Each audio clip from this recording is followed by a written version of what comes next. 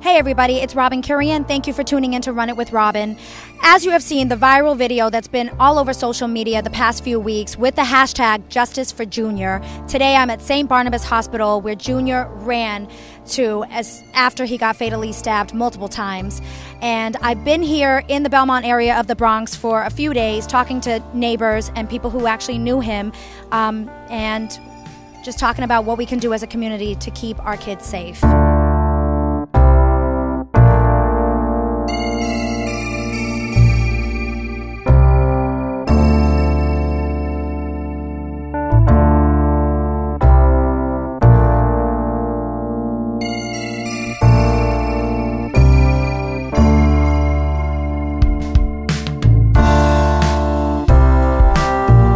All right, guys, I am here with Chris from News 12 Bronx. You've been out here since the June 20th incident. I gotta ask you, how has it been coming here every day and seeing all these people mourning for the loss of Junior? Heartbreaking scene. It's been a steady flow of people. A lot of people coming out to support. It seemed like Junior was a great kid. The support has been steady. I've been seeing the same faces over and over, and lots of new faces. People are coming in from out of state. He was so young. He didn't even get a chance to live his life, and the hospital is right there. He couldn't make it. So it's just sad that teenagers are getting killed these days because we're all young. We're just trying to live life, and people are out here just killing people for no reason. No one deserves to die, regardless of what they do. He was like my brother. I went with him since elementary school. I was very connected with him. For now that he's gone, it's hard not to see him or talk to him and play with him. I knew Junior. He could have been my son. You understand? Coming from the family's point of view, it's heartbreaking. How do you deal with that? This is a kid that grew up with my son, that I had in my house at times, playing around with my son. So it's heartbreaking, it's a mother's pain that nobody could ever take away. Have you talked to his mom? I have, not a regular conversation, but I was able to see her. I was able to hug her, give my condolences to her, and all she did was say, they took my baby away.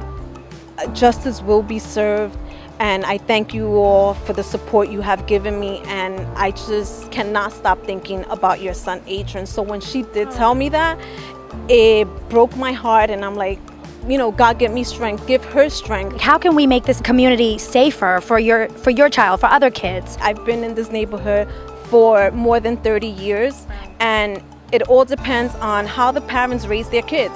My parents raised me here, and just because I live here doesn't mean that I'm out in the street all the time. Not running the streets. No, I went to school, I finished school, I went to college, and I have a great job. So you can't be judgmental on the community and the area. But I say, I have a son, I have a daughter, and if they actually do more programs for kids to keep them activated, busy, even more after school programs, that would help. A lot of people in this community are receiving public assistance. They receive disability benefits. They can't afford to pay their rents, let alone pay for an outside activity for their kids. We need the community to come together. We need the politics, raise money, get these community centers open. I think that store where he was killed should be like a memorial for him. Open it inside, let the teenagers come inside. Instead of them being recruited for the gangs, let them go in there and see what happened because of a gang. Guys, I'm here with David Estrella, who is a community leader here in the Bronx. What are you working on now to just bring justice to Junior? Well, there's three initiatives initially that we're working on. The first one is a call to action called Stand With Junior, where we're crying out to the community, seeking information on how the community can stand with Junior to create positive change and effect in the community. The first action is, I was at City Hall today seeking resource and direction as far as getting our petitions approved for the renaming of the run from the bodega to St. Barnabas Hospital, which is 183rd and Bathgate, having it renamed Justice for Junior Way. Second objective is we want to repurpose with purpose the bodega that neglected aid to Junior as a community center.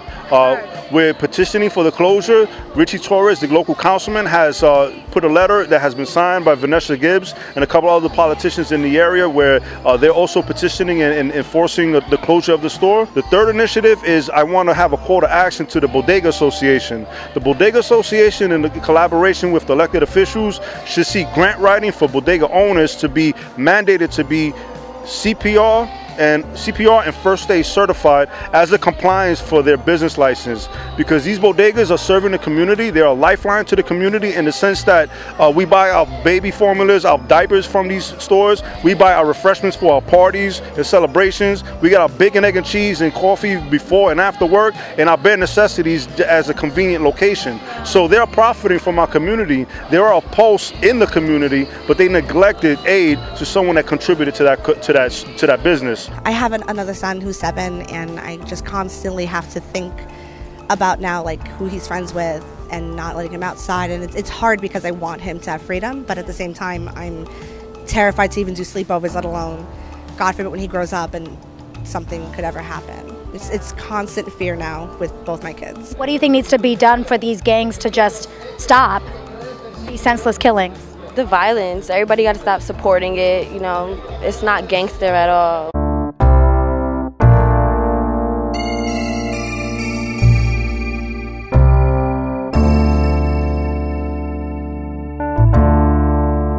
All right, guys, I am here with Chris Pirate.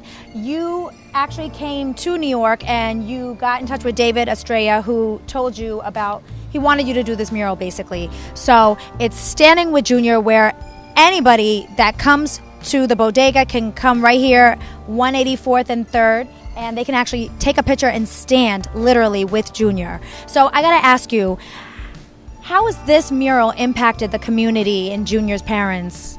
Well, I think it's brought the community together. Like, it's interesting. I was just with his dad not too long ago, and it's just like family now. You know what I mean? And that's, who would expect that from this? You know, and especially I can't get enough give enough like up to his friends and what they're continuing to do with the memorial. Like up until now, when the family's able to like actually handle it like that, now you see the parents there, but it's been manned by kids 24 hours a day, by young adults. Tell me a little bit about the symbolism, because I've heard the community actually had a lot to do with creating this. Instead of like thinking of something, I just walked around.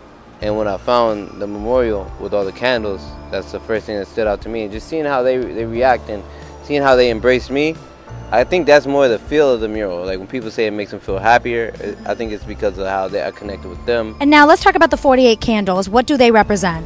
When I got to 48, I felt like it made sense visually. And I'm like, I wonder how many I'm at. So I counted. And I mentioned to David, I was like, yo, it feels great without cluttering it at 48. And then he's like, well, 48 precinct, and well, yeah. It all kind of tied together. All right, guys, all the way from Queens, you guys both came out here to support the mural. It's Standing with Junior. So I want to ask you, how are you both going to stand with Junior? Yeah, I mean, I think this impacted everybody. You know, it's not just us. You know, it's tons of people. We came with a large group of people from all over, not just Queens, from Brooklyn, from Queens, Manhattan, the Bronx. You know, a bunch of bike riders came together. It's going to set somewhere in each person that comes here, and actually I got chills just talking about it, but it's gonna set in everybody. Like this is just, it's crazy, the love that he's getting. I'm just grateful, you know, to have my daughter, and then, you know, seeing such a horrible experience, you know, but turn into something so big like it is now and touch so many people in so many different ways. So, you know, it's definitely going to impact me when it comes to my kid, you know, to be more aware with my daughter and stuff. I have a son, he's like 17, he just turned 17 years old, and once this happened, first thing I did was called him. You know, you got to tell you, I love you, you know, you got to be careful out there. And, you know, he's at that age when he started hanging out now, you know, and in my heart, you know, he's innocent, and, you know, anything can happen. I'm a teenager, so seeing another teenager get hurt made me feel like, wow, nobody cares. Like, the guy was there in the grocery store and didn't even, like, try and help him. Yeah. I'm here with T. T, as a cab driver and living in the Bronx yourself, how did you and your family feel after hearing about Junior's death? We feel more scared and unsafe here after being this happen, you know. What do you think needs to be done in the Bronx so that your children and other people's kids will feel safe? You should do, better improve our neighborhood policing, and, should interact with the police, It should get better. It should, because if people really feel for Junior, they should know they got to watch their kid, watch your neighbor kid, get involved, Like they said, take a village to raise a child. So everybody just got to get involved and stop being scared that you're going to get hurt or go to jail. So if you go to jail to save a life, I'll go to jail. To be honest, I think they need to stop the gang violence, and I think the people need to rot in prison. The Junior. You know Junior? Yeah. I'm here with Esmeralda, and your children are so cute, and they recognize Junior. Yes, they did. He was just a playful kid. We knew him ever since he was like a baby because he's my brother's best friend. What happened to him is just, unbelievable, and it breaks my heart to know that someone who was a positive child all the time and always saying hi to everybody. He was always respectful to everybody. He always had good manners. Like, he was just a joyful child. And that's the way I want to remember him. Justice for Junior! Justice for Junior! Justice for Junior! Forever what? 15! Forever what? 15! Justice Junior!